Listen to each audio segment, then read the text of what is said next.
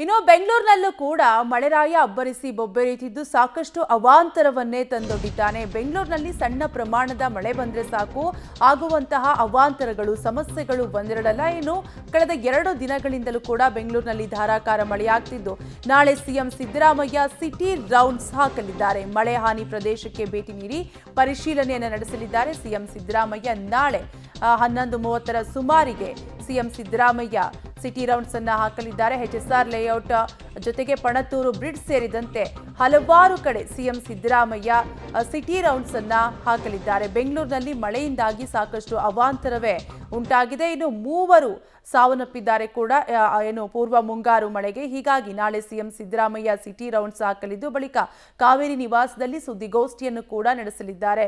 ಬೆಂಗಳೂರಿನಲ್ಲಿ ಸಣ್ಣ ಪ್ರಮಾಣದ ಮಳೆ ಬಂದ್ರೆ ಸಾಕು ಆಗುವಂತಹ ಸಮಸ್ಯೆಗಳು ಒಂದೆರಡಲ್ಲ. ತಗ್ಗು ಪ್ರದೇಶದ ಮನೆಗಳಿಗೆ ನೀರು ನುಗ್ಗುತ್ತೆ, ಜೊತೆಗೆ ವಾಹನ ಸವಾರರಿಗೂ ಕೂಡ ಸಾಕಷ್ಟು ಸಮಸ್ಯೆಗಳು ಉಂಟಾಗುತ್ತೆ.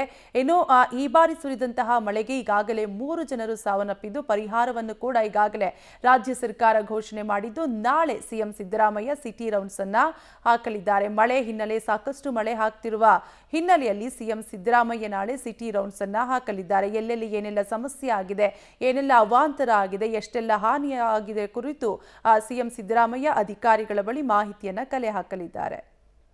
ಈಗಾಗಲೇ ಕಳೆದ 2 ದಿನಗಳಿಂದಲೂ ಕೂಡ ಬೆಂಗಳೂರಿನಲ್ಲಿ ಧಾರಾಕಾರ ಮಳೆಯಾಗ್ತಿದ್ದು ಈ ಹಿನ್ನೆಲೆಯಲ್ಲಿ ನಾಳೆ ಬೆಳಗ್ಗೆ 11:30ಕ್ಕೆ ಸಿಎಂ ಸಿದ್ದರಾಮಯ್ಯ ಸಿಟಿ ರೌಂಡ್ಸ್ ಅನ್ನ ಹಾಕಲಿದ್ದಾರೆ. ಬೆಂಗಳೂರಿನಲ್ಲಿ ಬೇಸ್ಮೆಂಟ್ನಲ್ಲಿ ಪಾರ್ಕಿಂಗ್ಗೆ ಅವಕಾಶವಿಲ್ಲ. ಈ ಬಗ್ಗೆ ಹೊಸ ಕಾನೂನನ್ನ ಜಾರಿಗೆ ತರುತ್ತೇವೆ ಅಂತ ಡಿಸಿಎಂ ಹೇಳಿದ್ದಾರೆ. ಬೇಸ್ಮೆಂಟ್ ಪಾರ್ಕಿಂಗ್ನಲ್ಲಿ ಸಾಕಷ್ಟು ಅನಾಹುತಗಳು ಉಂಟಾಗುತ್ತೆ. ಹೀಗಾಗಿ ಹೊಸ ಕಾನೂನನ್ನ ತರೋದಾಗಿ ಹೇಳಿದ್ದು ತಗ್ಗು ಪ್ರದೇಶಗಳ ಬೇಸ್ಮೆಂಟ್ ಪಾರ್ಕಿಂಗ್ಗೆ ನಿಯಮವನ್ನ ಮಾಡಲಾಗುತ್ತೆ. ಬೆಂಗಳೂರಿನಲ್ಲಿ ಡಿಸಿಎಂ ಡಿಕೆ ಶಿವಕುಮಾರ್ ಹೇಳಿಕೆಯನ್ನ ನೀಡಿದ್ದಾರೆ. ಒಟ್ಟಾರೆಯಾಗಿ ಈಗಾಗಲೇ ಸಾಕಷ್ಟು ವಾಹನಗಳು ಜಖಮ್ಮಾಗಿವೆ ಮಳೆಯಿಂದಾಗಿ. ಹೀಗಾಗಿ ಹೊಸ ಕಾನೂನನ್ನ ಜಾರಿಗೆ ತರೋದಾಗಿ ಡಿಕೆ ಶಿವಕುಮಾರ್ ಹೇಳಿಕೆಯನ್ನ ನೀಡಿದ್ದಾರೆ. ಬೆಂಗಳೂರಿನಲ್ಲಿ ಬೇಸ್ಮೆಂಟ್ನಲ್ಲಿ ಪಾರ್ಕಿಂಗ್ಗೆ ಅವಕಾಶ ಇರೋದಿಲ್ಲ. ಹೊಸ ಕಾನೂನು ಜಾರಿಗೆ ತರುತ್ತೇವೆ, ಈ ಬಗ್ಗೆ ಹೊಸ ಕಾನೂನು ಜಾರಿಗೆ ತರುತ್ತೇವೆ ಅಂತ ಬೆಂಗಳೂರಿನಲ್ಲಿ ಡಿಸಿಎಂ ಡಿಕೆ ಶಿವಕುಮಾರ್ ಹೇಳಿದ್ದಾರೆ. ಇಂಥ ಪ್ರದೇಶಗಳಲ್ಲಿ ಯಾರಿಗೂ ಕೂಡ ಬೇಸ್ಮೆಂಟ್ ಮಾಡ್ಕೊಳ್ಳಿಕ್ಕೆ ಅವಕಾಶ ಕೊಡಬಾರ್ದು. ಇದಕ್ಕೊಂದು ಕಾನೂನೇ ತರ್ತೀನಿ ನಾನು.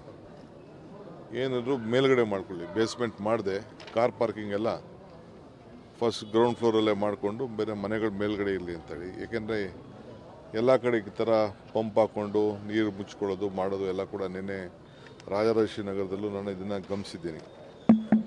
ಇದಕ್ಕೊಂದು ಮುಂದಿನ ಸುದ್ದಿಯಿಂದಲೇ ಇದಕ್ಕೊಂದು ಎಲ್ಲ ಚರ್ಚೆ ಮಾಡಿಬಿಟ್ಟು ಟೌನ್ ಪ್ಲಾನಿಂಗಲ್ಲಿ ಒಂದು ಹೊಸ ಕಾನೂನನ್ನೇ ತರ್ತೀನಿ. ಇದು ಹಿಂದೆ ಒಂದು 30 ವರ್ಷದಿಂದ BD ಅವರು ಈ ಲೇಔಟ್ ಕೂಡ ಮಾಡಿದ್ದಾರೆ.